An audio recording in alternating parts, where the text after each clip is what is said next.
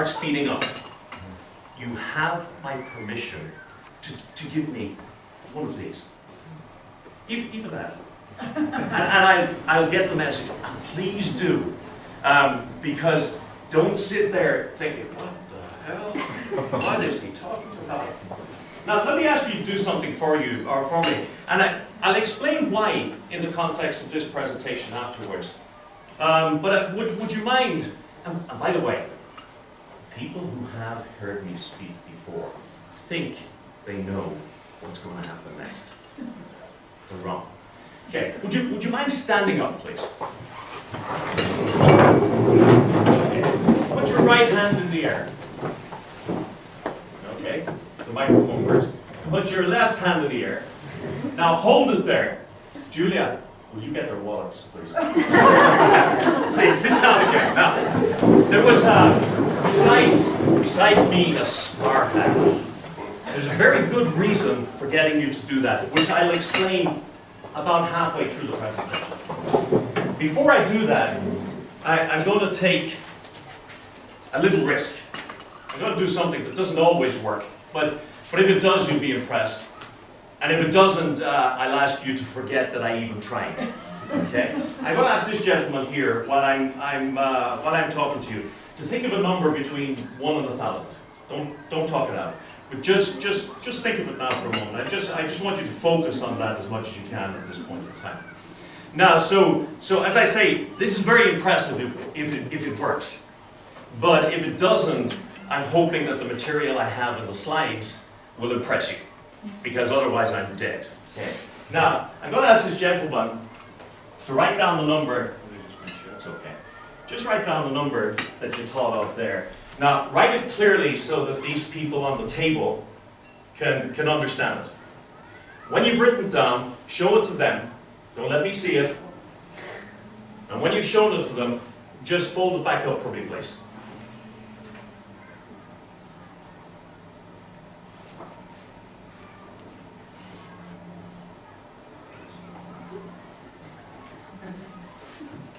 "30 seconds is a long time when you're looking this way and everybody else is looking that way." Okay. Now, I think it's fair to say, Julia, I think it's fair to say that you cannot see through that card. Do you want to check? Just to be sure you can't see through that card. Okay? Fair enough. Okay. Now, I need you first, if you would, just look at me. Right. And just focus on, is this number below the midpoint, below 500 or above 5? Don't say it. Just think. Is it below or above? It's very close. Okay, it's above. It's above, but it's not above by much. Okay. Again, now, I want you to think, if you would, of the last number in that 3-digit sequence. Just see it in your mind. Are you seeing it? Or are you trying to see it bigger? I have very poor eyesight. Okay, let me just do something. Don't mind, I'm not going to hurt you. Okay, it's a 2. A 2 is the last number. You can confirm that. That's okay. That's right. That's okay. So it's a 2. So far, so good. It's above 500. It's a 2. I know it's close. See the whole number if you can. 502. That's right. Is it correct? Yes. Okay. Can I just see, just in case you're being kind to me? Okay. 502. Nice. Nice going. Now, I think that deserves a round of applause. Now, I did that, one, because I want to perfect it for my children. But I did it also to make a point that when we communicate with people, wouldn't life be altogether easier if we could read their minds? Wouldn't it be altogether easier, although a little bit scary, if they could read our minds? Because all we get generally from people when we communicate with them is what they say to us. And we know, because in Hungary you have politicians too, so what people say is not always what they do. The words that come out of their mouth is not always an accurate representation of what they're thinking or they're feeling or what they really mean. And as I say, politicians are probably the best exponents. Most of our communication here is done verbally. So Why would you be interested in what we call non-verbal communication, or you call it meta-communication? I'm sure you've all seen the studies.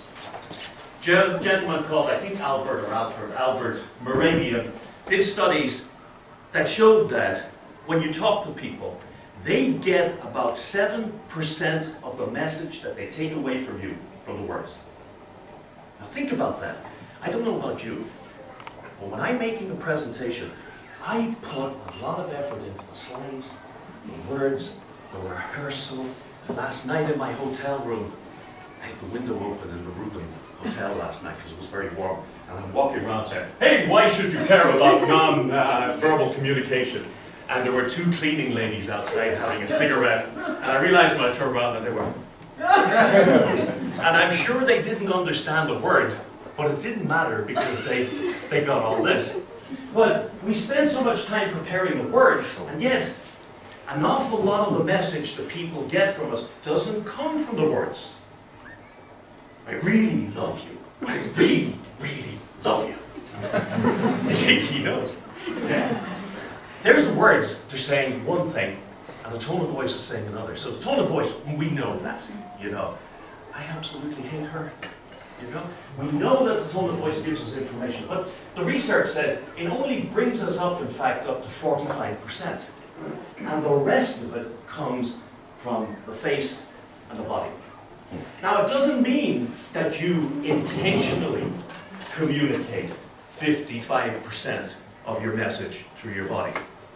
It means that the people receiving the message receive a message, which is 55% your face and your body, and only 45% the words and the tone of voice you use. Now, that's a challenge because it means if your voice and your words are saying one thing, and your body is saying another, I'm perfectly comfortable here presenting in front of you. The reality is that people don't believe the words. They believe what they pick up non-verbally. Let me get you let me show you something. Please, not a trick, you won't regret it. Do that for me, please. So make that shape with your finger. Now, I want you now to take that and put it on your nose, okay? Okay, now, you see, majority of people, few people like yourself, he said the nose and he put it on his cheek. Okay? Majority of people put it on their cheek. Why? When there's a disagreement between the words and the body language, we believe the body language. Yeah, please, stand here on my left, please. People will stand on your right if you say, stand here on my left. They will believe the body language. It's critically important. Now, when you're on the telephone, of course, it's slightly different, and we're not going to talk about that today. The words become more important, and the tone of voice becomes all important. And that's why, if you've ever gone to a seminar of somebody who has one of those monotone voices, it's like the 7th level of hell. Because you don't have anything else to color that message in for you. But when you're speaking, here's the critical message. When you're speaking, you better be sure that whatever message is coming out here is being reflected from your face, from your body, from the gestures you make. Today I'm not going to talk about reading minds. I'm not going to talk even necessarily about interpreting other people's body language, although we'll touch upon that. What I'm going to touch upon is how you make sure that when it's important that you communicate a specific message, that you make sure that the words and the body are in alignment. That's all I want to talk about, because you've seen people believe the body language. So why bother? Here's an interesting thing. With the exception of the Irish, people talk at about 100 words a minute. We speak at 250 words a minute with gusts up as high as 500 words a minute. Only Irish can understand Irish, but we think much faster. Now what I'm going to show you as we talk today is that research that shows you that every single emotion, everything you think, is played out like a movie on your face, sometimes very quickly. But every thought and every emotion that goes through your head in some way affects your face and affects your body language. If you're talking at 100 words a minute, and your brain is working at 800 words per minute, there's 700 words per minute leaking out of you through your body subconsciously. If you understand when and where those leaks are likely to occur, well, then you'll be able to take control of the messages you send.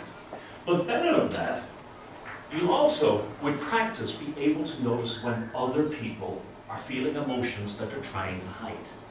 So when, for example, somebody says, "No, darling, I had no interest whatsoever in that woman." The words are sending one message, and the body another. What we want to do is make sure if we're the one sending the message, that we are sending a message that's consistent from our body with what's coming out of our mouths. This gentleman, Paul Ekman, he is the man when it comes to the display of emotions on the face.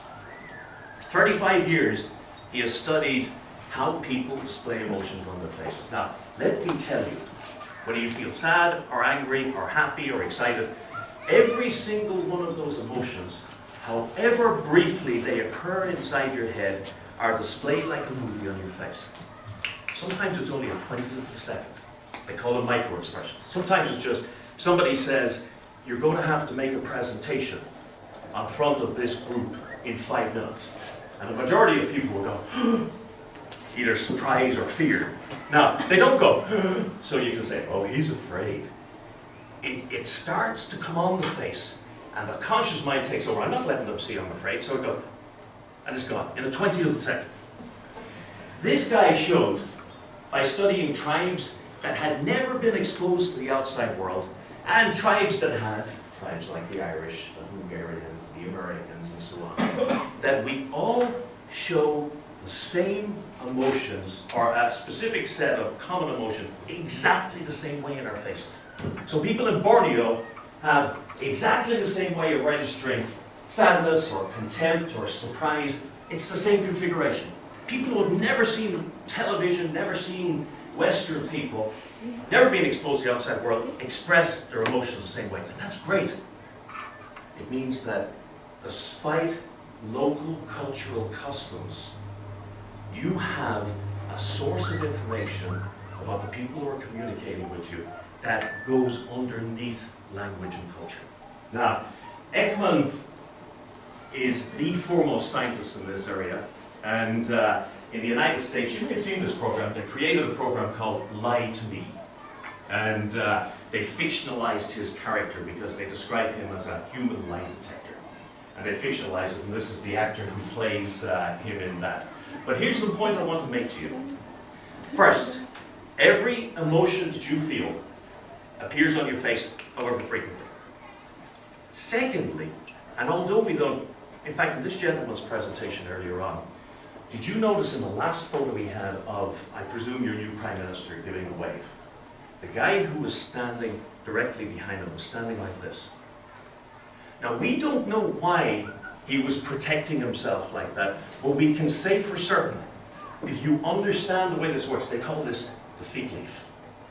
He was feeling in some way fearful, exposed, concerned. We don't know why, but he reacted to it. Now, on your face, every emotion displays momentarily. But your body tells people how you are reacting to that emotion. So if you frighten me, and even if you don't pick up on the 20th of a second that I go, some part of my body, unless I take conscious control, will leak that information. So you frighten me, and you say, "You're going to need to present in 5 minutes." I go, "That's no problem." Now, if you're aware of those messages, or how do you feel about that? Are you happy about that? Yeah, absolutely. Totally open to the idea. Now, lots of people fold their arms. I fold my arms. It's the way Irish people stand when they're comfortable. There's nothing wrong with folding your arms. But if somebody, when you're talking to them, suddenly changes from a relaxed position to, oh, that tells you something. It tells you there's something going on up here. It doesn't tell you what it is. It doesn't tell you exactly what they're feeling. It doesn't tell you why they're feeling it. But it tells you something has happened. And the more you know about it, the better you go. Now, what I'm giving you are some Lego bricks, some fundamentals, and about halfway through the presentation, we put those Lego bricks together into a picture. The next one is the absolute first question that any animal, right from the year zero, or any human being from whenever we first started walking the earth, asks when they encounter any situation or anything else. They say, is this a danger or not? Is this friend or foe?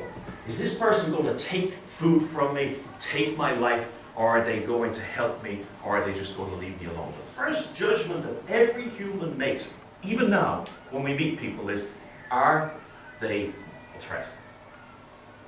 And the earliest brain, which still exists inside our brain stem, the amygdala, is a leftover from those days when we were maybe a little more than lizards. And all the brain had to do was, when a shadow came over the top, it just had to say, that's a hawk. Now, is it a threat? Yes, it is. Will I fight it? Will I run for my life? Or will I stand there and just pretend that, okay, you can't see me. And you see lots of animals do that. You know, they fight, they flight, or they think because they're standing still you can't see them. And that was all that part of the brain has to do. Now, here's the critical thing. This happens many times faster than conscious thought. So when something happens to you, somebody comes up and says, you have to speak in front of this group in 5 minutes. Your brain is thinking at 800 words a minute. This is already finished and said, oh my God, this is scary, run. Or something like that. Makes that determination. This happens in every situation you're in. Has happened since the year God. And you need to be aware that you will, in every situation, be prepared by this part of your brain for what you should do next. Here's what happens when somebody says, would you like to speak in front of a group? Watch it next time. Because the majority of people, statistically, hate speaking in front of a group more, and they're more afraid of it than they are of death. The statistics, every time they do the study, death comes out down here on the list of things people are afraid of, and speaking in front of a group comes out here. And some of you have heard me say this before. This is one of my 5. Okay? That means next time you go to a funeral, the person who's giving the eulogy would prefer to be in the box, statistically. Now, here's what happens with the amygdala. When somebody says, will you make that talk in front of a group of people in 5 minutes? Your amygdala goes, oh my God, this is frightening, God Almighty, and it gets you ready to run away. Starts your heart going faster, it injects adrenaline into you, your temperature goes up, you start sweating much more. Slow it down. And you get ready for that before you have even thought about it. That's important. The other thing is, we didn't always talk. There was a time when, to communicate with others, we didn't have the benefit of language. We could only benefit, we could only communicate through whatever movements or motions we made. And that meant that we tend still today to behave in ways that were coded into our genes millions of years ago.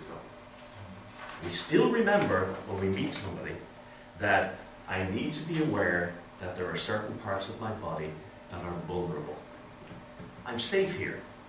My heart is in a cage. It's hard to kill me. You hurt me here, you could kill me. You hurt me here, I might wish I was dead. So we still, and I say, remember that. So it means that we are very protective when we're under any threat of these parts of the body. And so how we either cover them or leave them open is a great reflection, unconscious reflection, of how threatened or non-threatened we feel. So when that gentleman standing behind you, Prime Minister, was standing like that, we don't know why, but there was some ancient impulse said, protect yourself, guy. And so he was, as I say, adopting what they call the fig leaf. Now, so that's one. Just remember that because we'll bring that in later on. Here's one I love. Any engineers in the room? Yeah, I'm a failed engineer. I was electronic engineer. I passed all of the exams. It took me nearly 5 years to do them, and I practiced for 6 months and realized, this is not me. But this, when you get a room full of engineers, it drives them nuts when you ask them this question. Oh, come on. Now let me ask you, which one of these is driving the other? Which one is moving the other? Because if the one on the left moves, the one on the right moves. The one on the right moves, the one on the left moves. Which one is doing the driving? Anybody? The left. On the left. Anybody else? I don't know. Right. You don't know? Right. Give me another. Somebody just say right, so I have all of the options. Right. Right. Okay, we've got right, left, and I don't know. The reality is, you can't know. You cannot know. And the engineers usually go, oh, come on, how could I possibly know? There's not enough information there. The reality is, it doesn't matter. The fact is, you know immediately that if you turn this one moves. If you turn this one moves. That's an important principle when you think about emotions and you think about your body language. Because every emotion that you feel, every time you react to a circumstance, it results in some kind of display in your body unless you manage to catch it and consciously close it down. But here's what's really important, and particularly when it comes to the face, is that it works the other way around as well. So, let's say, for example, your brain encounters a situation where you feel, this is great. You feel great enjoyment, great pleasure. What happens? A big smile comes on your face. And it's a different smile to the smile you give your bank manager. Because you give your bank manager one of these. It's there, but it's using a different muscle. The muscle that you use for a real smile gives what the ladies don't like. It gives crow's feet. It pulls the eyes down there. It's genuine enjoyment. And you cannot consciously control that muscle. It has to be controlled from the brain. Here's the interesting thing. You feel pleasure and you smile automatically. You affect a smile and it works the reverse. You feel pleasure. You affect a fearful expression, or you stand like you're afraid, or you stand like you've no confidence, and the brain says, oh, I didn't realize we had no confidence. I better act that way. And it reinforces. Now that's important because it means when you walk into a room like this to make your presentation, if you want to feel confident, you have to behave confident. It's a positive feedback loop. And that's critical to some of the things we're going to talk about. How do you feed a baby? Anybody? I know I've seen your presentation, so I know you know how to feed babies. Okay, let me show you how to feed a baby. You take, how I feed a baby. Never with a fork, obviously. But you have the baby here, and you have the food on the spoon, and you bring it to the baby's mouth, and the baby says, no, don't want it. So what do? Seriously. You go, and the baby goes, and you go again, and you don't even think about it. Okay? And you smile at the baby. What's the baby do? You know, and they smile. You look at the TV, and somebody you don't know cracks a genuine smile, and you say, I hope nobody's looking, because I look like a complete idiot. And that's because we are programmed as mimics. In our genes, because there was a time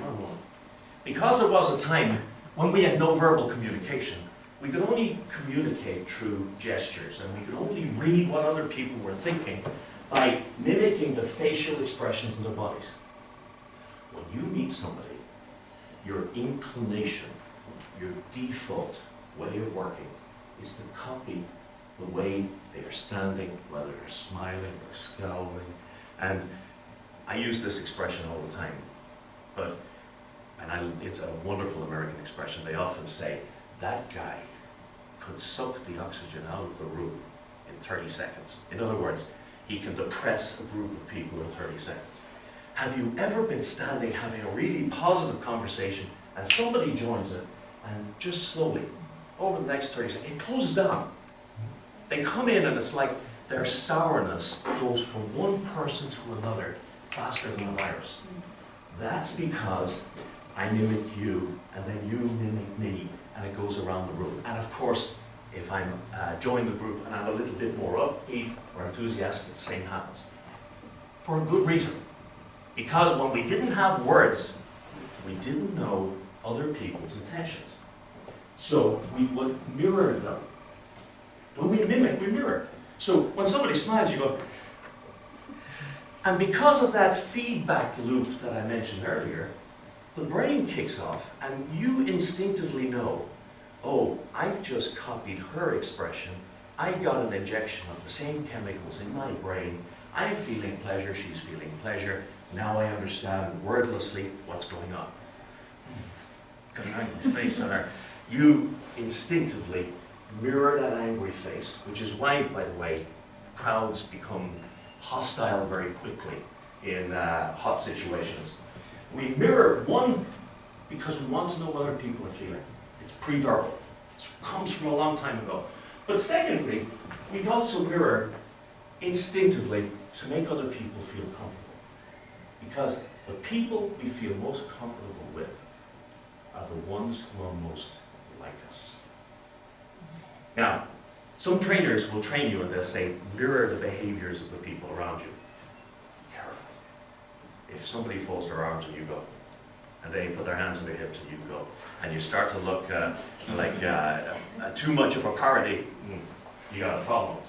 But just generally speaking, mirroring somebody's tone of voice, mirroring the extent to which, let's say if they sit like that and they're talking to you, they will instinctively trust something that looks familiar to them. So we mirror, one, to feel what they feel, and two, to make others feel comfortable. Has anybody ever heard about the Stanislavski, for an Irish guy that's hard to say, Stanislavski method for actors? Stanislavski, I think he was 20s and 30s, devised what the actors called the method, because none of them can say his name, and they call it method acting. And the best actors are method actors. Here's what they trained them to do. They trained them to recall experiences from their lives when, for example, they felt really sad. And they trained them to be able to re-experience that feeling at any time. Now, you think about it. Every one of us at some stage has felt very sad in our lives. And you can, if you think about it enough, you can bring back that experience and you can relive those emotions. When you relive those emotions, they play out in your face. When an actor, a good actor, is getting into a role, they think, what would this person be thinking right now? Would they be happy? Would they be sad? They relive an experience. It comes out on their face, and what happens? We don't know why we say, oh my God, she's a great actor. And the reason she's a great actor is you mimicked her and you feel what she feels. That's the most successful method for teaching actors to be successful. Now, you look all around you, we automatically mimic the people around us. We particularly mimic the person who is the most dominant in the room. We always mimic the boss. We want the boss to think we look like her. Look at this one here. There's no doubt who's the boss man there. Besides being in the middle, we know he's the boss. This is McCann. Isn't that interesting? He's got a seated fig leaf. He's protecting himself. He feels vulnerable. But also, he's reflecting his language. Same with this guy. Don't know who he is. Okay. What about this? This is the Australian Prime Minister. She's a pretty powerful lady. Or this one. George W. Bush. Well, the less we say about George, the better. Here's an interesting point. This is that Tom Cruise and his wife, whose name I can never remember. Katie Holmes. Katie Holmes. Can never remember. When you live with somebody, in order to be more comfortable with them, you spend your entire life mirroring and mimicking them. And so over time, the expressions that you adopt naturally start to look a little bit more like your spouse's. Or if you live only with a dog or a cat, people start to look like their pets. You've seen it, right?